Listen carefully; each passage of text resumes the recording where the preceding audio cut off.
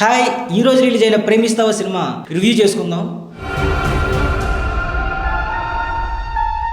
యాక్చువల్గా sensational director and stylish director Vishnuvardhan డైరెక్షన్లో వచ్చిన ఈ సినిమా కావడం, దాంతో శంకర్ గారి అమ్మాయి అతిథి Shankar and senior actor Murali గారి అబ్బాయి రెండో అబ్బాయి ఆకాష్ మురళి ప్రధాన పాత్రలో వచ్చిన ఈ సినిమా.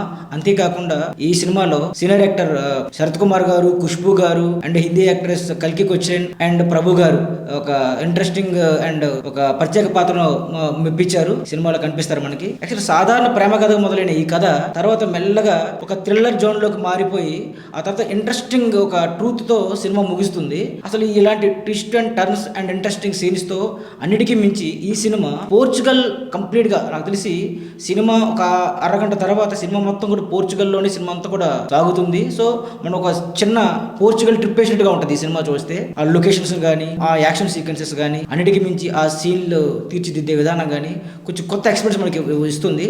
కాకపోతే ఈ సినిమాకు వచ్చే వరకు కొంచెం స్క్రీన్ ప్లే విషయంలో ఇంకొంచెం జాగ్రత్త పడి ఉంటే బాగుండేది.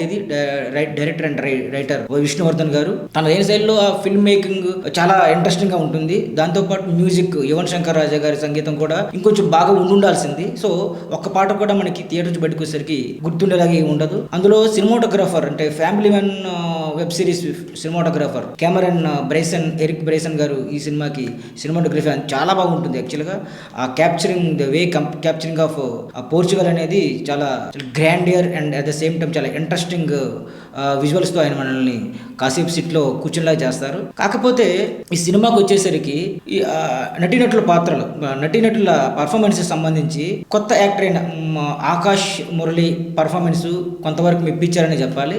తర్వాత శంకర్ గారి అమ్మాయి అతిథి శంకర్ తన పర్ఫార్మెన్స్తో చాలా వరకు మనల్ని ఎమోషనల్గా మనల్ని కనెక్ట్ అయ్యేలా తన పర్ఫార్మెన్స్ ఉంటుంది. కొంచెం కథ కొత్త ప్లాట్, కాకపోతే దాన్ని తీర్చిదిద్దే విధానంలో ఎక్కడో కొంచెం గాడి తప్పినట్టుగా అనిపిస్తుంది. అన్నిటికీ మించి చివరి క్లైమాక్స్కి వచ్చి ఆ ట్విస్ట్ ఏదైతే ఉంటుందో ఒక్కసారి మనల్ని షాక్ గురి చేస్తుంది. ఖచ్చితంగా ఒక్కసారి చూడగలిగే సినిమాలా ఉంటుంది మనకి. సో ఇది ఈ సినిమా సంబంధించిన నా వ్యూ మాత్రమే ఇది. మీరు కూడా ఈ సినిమాని థియేటర్లో చూసి మీ వ్యూస్ కూడా షేర్ చేసుకోండి. లైక్, షేర్, సబ్స్క్రైబ్ రావ్ సన్ ఫిల్మ్స్. Thank you.